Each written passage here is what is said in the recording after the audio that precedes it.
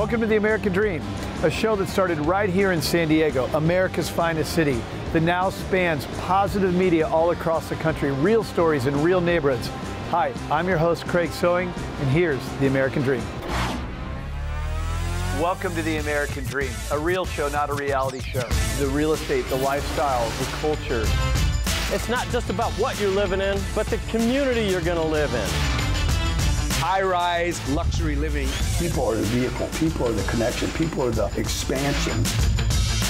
Helping folks just like you find your dream home. It just never disappoints. Real stories in real neighborhoods with real experts. The opportunity to achieve our biggest goals and aspirations. It's the American Dream.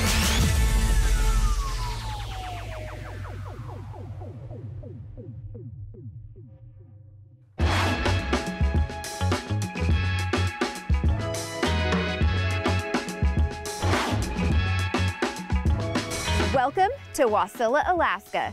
I am Tab Scott, your host today of Financing the American Dream. We're here out in Wasilla, Alaska on Lake Lucille, where we are visiting a really popular restaurant in our area, the Chop House at Lake Lucille. This lake in the summer is filled with wave runners and boats, float planes, but today we get kind of the typical Alaska view of ice and snow. Still beautiful, but we're outside getting cold. I would love to introduce you to the owner of this wonderful restaurant, Josh Broda. Let's go get warm inside. Josh, oh my gosh, hey, welcome. Thank you so much for letting us come in here Good to see you. check out your amazing restaurant. Yes. Have you always been in the restaurant industry? I was going to school, working construction, and back in 2008, the market, fell apart, as we all know, and I was living in Florida. You were in Florida? I was in Florida, yes. But are you from Florida? Or? No, I grew up in Fairbanks, needed a new job, so I asked the chef, I said, hey, can I work in your restaurant? And he said, I'll pay you $11 an hour to make salads and desserts. And oh my gosh. So I know this building has been here for a very long time, but this is brand new. We wanted people to have a taste of Alaska, but feel like that they weren't in Alaska. The lake, you can't do any better than this backdrop. I'd love to see the magic going on in the kitchen. Can we check out your kitchen and maybe meet some of your team? Yeah, absolutely.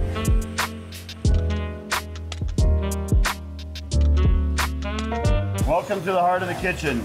This is the heart and soul of every restaurant. Oh yeah. This is our executive chef Vito. Hi Vito, thank you so much for letting us crash your kitchen. All this equipment here is brand new, state of the art. Everything is so perfect every time I come here. It's one of our favorite places. Thank you. Thanks for the tour. Perfect. This is amazing. Thank you, Bob.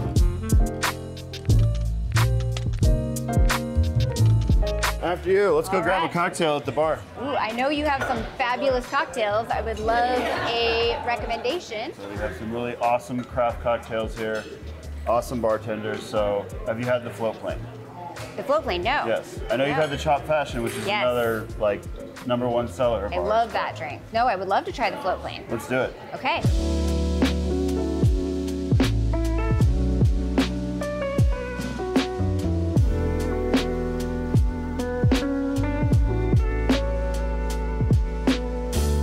So we have a seat by the fire. That would be this place, amazing. you got to fight for these seats. Yeah, no kidding.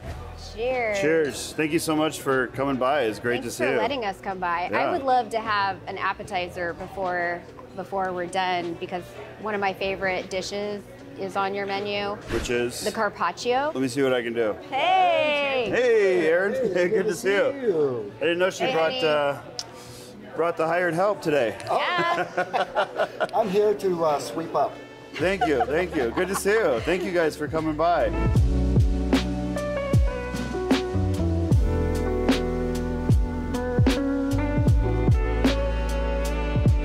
Thank you for joining me today to learn all of the reasons that you should come out and visit the Chop House at Lake Lucille in Wasilla, Alaska. I'm Tab Scott, and I can't wait to see you in the next episode of Financing the American Dream.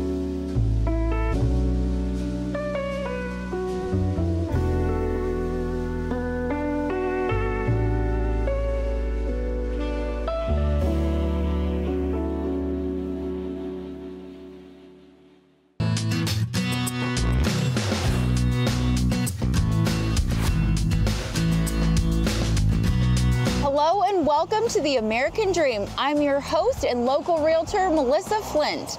We're in Eagle River, Alaska. We're gonna spend some time with the Alaska Chicks. We're gonna head to the top of Mount Baldy, and we're gonna spend some time with a friend of mine. We have a lot to do, so let's get going.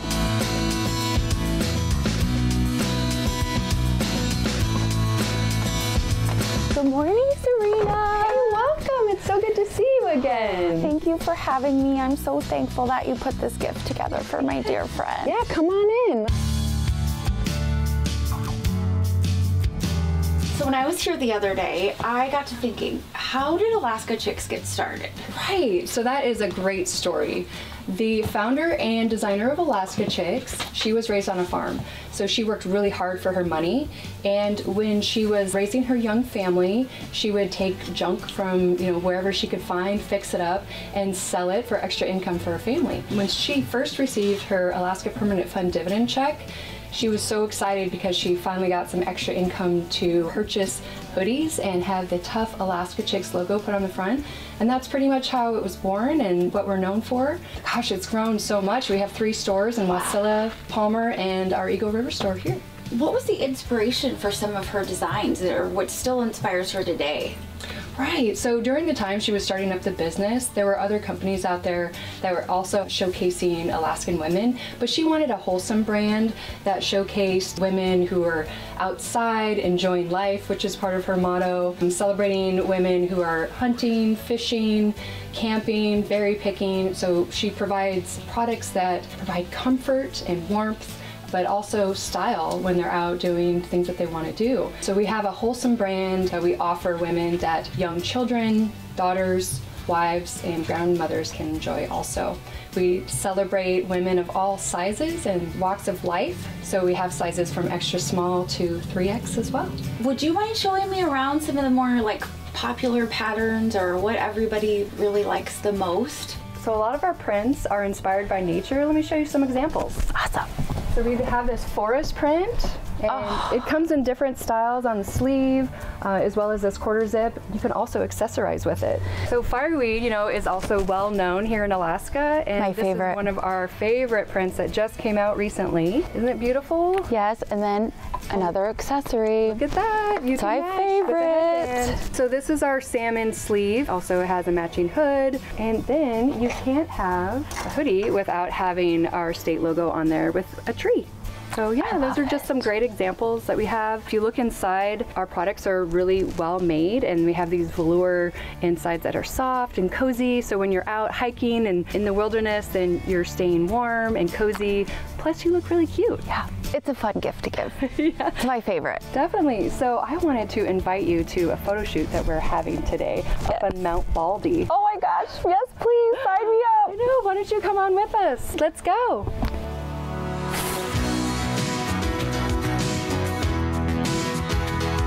So they're right over here. Oh, there they are.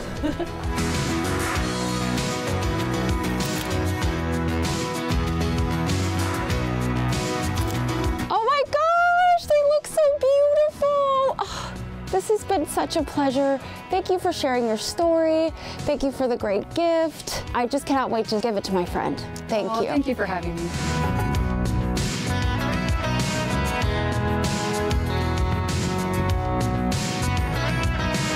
I made it to my friend Tara's. I can't wait to show her what I got. Melissa, come in. Thank you, thank you. How are you? I'm so well, I'm Good so to see well. you. Come in. So I got to spend the entire day with the Alaska Chicks, and they're a women-owned business. So for Chukiaki Eagle River in business, which we love, I thought I'd get them something for their holiday party. You want to see? Absolutely. Okay. Oh my gosh, it's so beautiful. I think they'll love it. I agree. So I just wanted to thank Serena with Alaska Chicks and my friend Tara for joining me today. My name's Melissa Flint from Eagle River, Alaska on American Dream.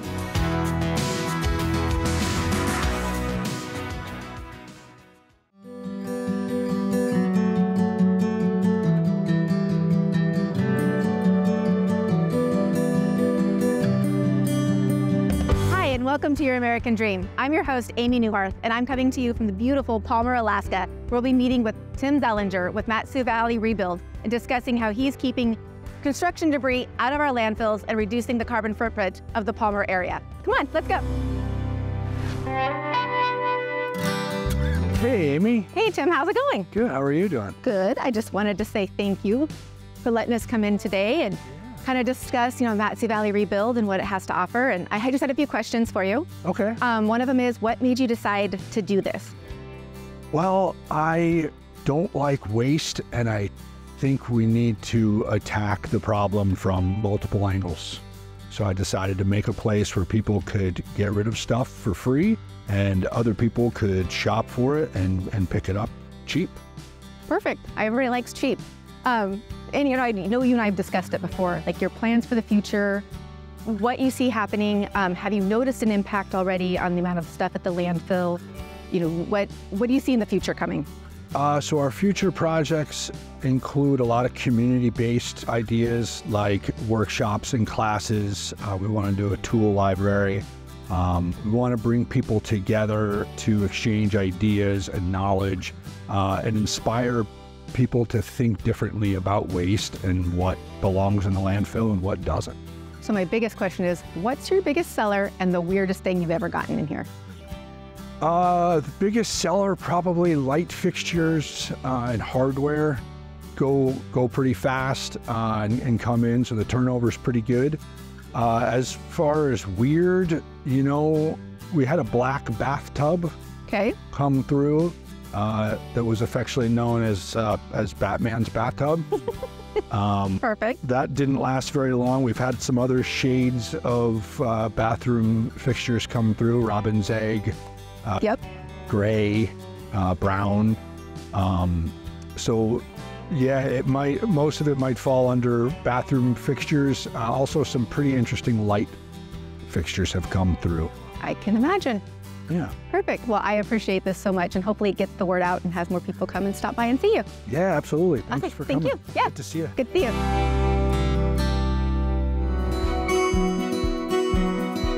Now that we're done with Mat-Su Valley Rebuild, I thought I would show you Jessica Baker's listing out in Meadow Lakes. It's a super awesome property. Come on, let's go take a look. Hey, Jessica. Hey, Amy. Wow, this place is impressive. You want to show me around? Sure. Tell me about it? We're here at 4087 Bugaboo Circle. It is just over 13 acres, unrestricted. 5-bedroom, 5 bathrooms, 3 bonus rooms, just under 5,000 square feet. We've got a theater room and views like you can't even imagine. Well, cool. Let's go check out the theater room. That seems like that's going to be the highlight. Let's check it out. Okay. All right, here we've got the theater room. It's not only got the rumble seats, each recline, soundproof walls, and a large movie screen for all of your entertainment on those cold winter days. And speaking of cold winter days, are my feet warm? Does it have in-floor heat as well? It does, throughout the whole house. That's impressive. Let's take a peek at the kitchen. Here we're looking at the double ovens, the nice range with the hood, a single sink, overlooking the beautiful view of the pond, the Hatcher Pass mountain range. In the pond, you're gonna get year-round moose, you're gonna get trumpeter swans, sandhill cranes, all of the wildlife viewing that you could ever imagine. Here we are in the owner's suite. We've got a walk-in closet, beautiful bathroom, and an unbeatable view where you could lay in bed and watch the northern lights. I think I could get used to something like that. I really appreciate you showing me around on this property. It's pretty amazing. And knowing there's a full basement downstairs as well. I may have to go talk to a banker. Thanks for coming. Thanks.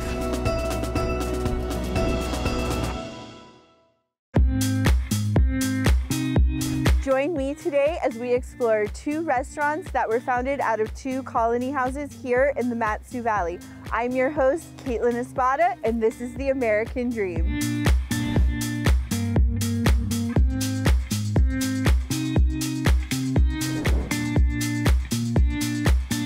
Tell us a little bit about what your inspiration was to remodel this 1950s home and turn it into a popular restaurant here. Yeah, absolutely. So Luke Heiss, my business partner, actually found this property. Being in the restaurant industry my whole life, it's always been a dream to have my own space and restaurant, and it's a perfect starting building. It's small, it's quaint, it's cute, it has character. It was an entire crazy process, but we're super happy with the outcome and how it turned out, and we love it. Quite the undertaking. Yeah. So tell us, like, you've had a culinary past here in the Valley. Yeah. What are some of your Yeah, so other... I was born and raised here in Palmer. I was born at the Palmer Hospital that doesn't exist anymore.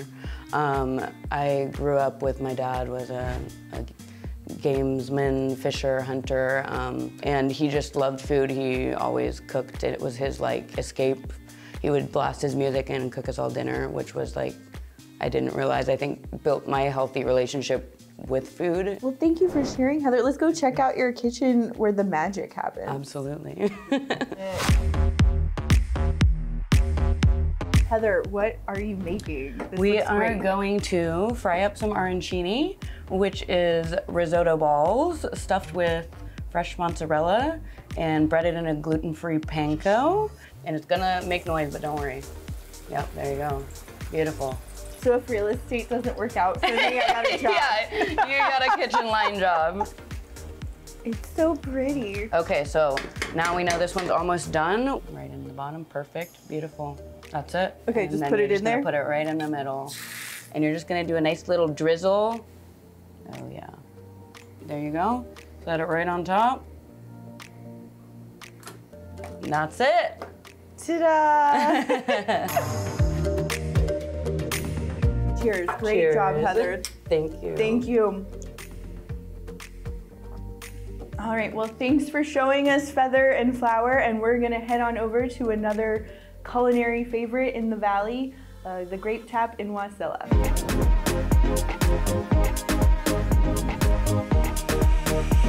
We're here at the local iconic restaurant Grape Tap in Wasilla, Alaska with owner Kristen Cook. Thanks for having us here today to showcase your wonderful restaurant. So you also specialize in wine and special foods. Can you tell us a little bit more about your menu? Our menu now is very, I call it Alaskana, but it also goes with wine. So we are appetizer heavy. It has ahi, it has brie, scallops, so a lot of Alaskan items. You have an amazing event space downstairs and wine cellar. Yes. I'd love if we could go check it out. Absolutely.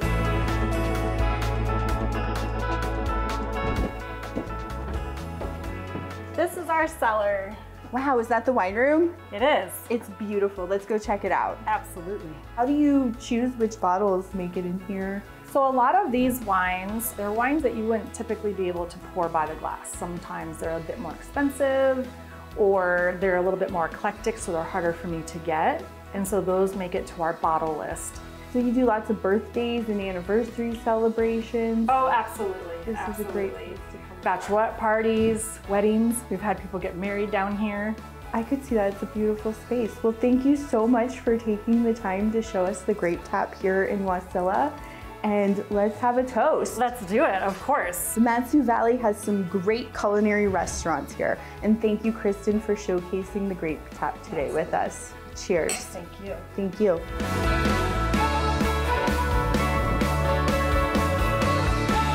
Thank you for joining me today as we explored 2 fine dining restaurants here in the Mat-Su Valley.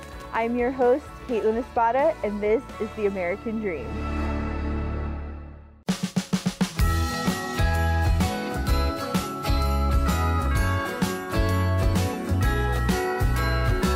Welcome to The American Dream. I'm your host, Marjorie Pellegrini, and today we're here at the Homer High School, where I'm going to take you behind the scenes of the Nutcracker. And I'm going to introduce you to a few of my friends who happen to be the costume design department. And that's where the real magic happens. Let's go.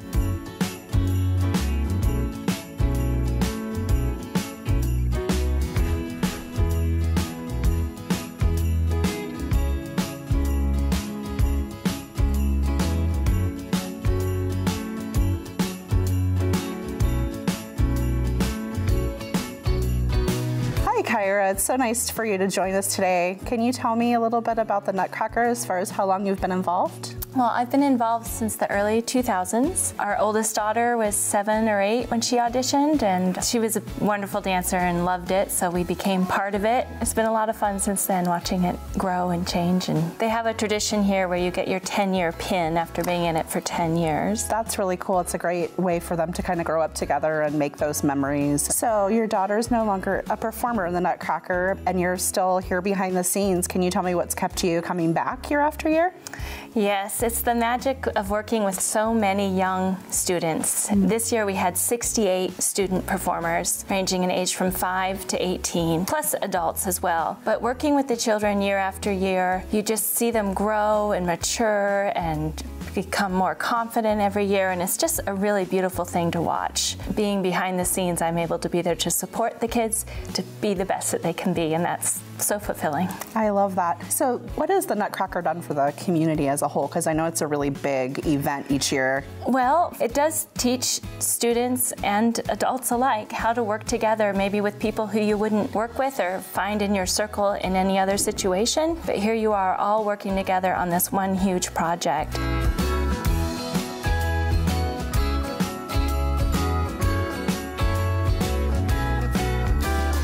Over the 35 years, it's the same story every year. So we have machine parts for our steampunk themed Nutcracker. We've had an Alice in Wonderland themed Nutcracker. We have maybe 6 years worth of different renditions, because often we'll reuse them. And you guys have made all of these? Yes, these are all made by hand and hot glue and what have you, yes. Oh, fantastic. Looks good with your hair. Do I sparkle now? Yes, you definitely sparkle.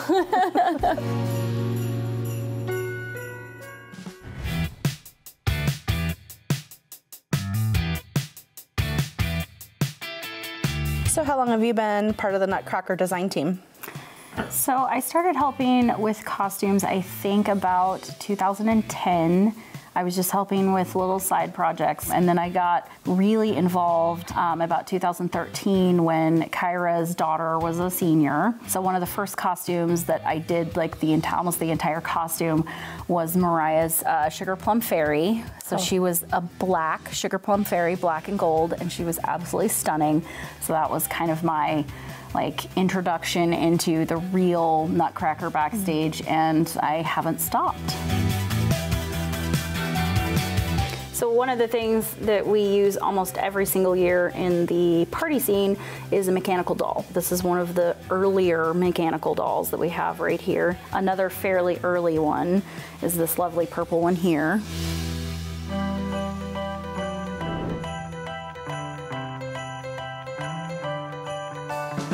So Jen, can you tell me a little bit about this costume here? So Sally had this vision during this year's Nutcracker where these pillars that are part of the castle scene, they would come to life.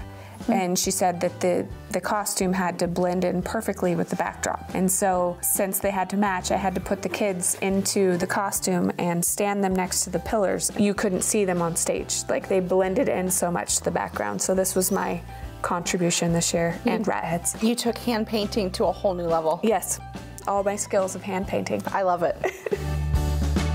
So can you show me the Firebird costume? Yeah, actually that's kind of my daughter and I into Nutcracker.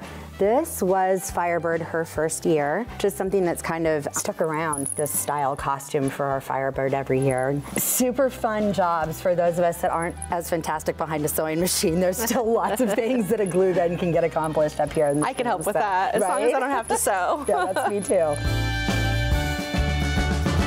So I just want to say a huge thank you and shout out to my friends here at the Nutcracker, and to the rest of you at home, thanks for watching, and until next time, keep dreaming.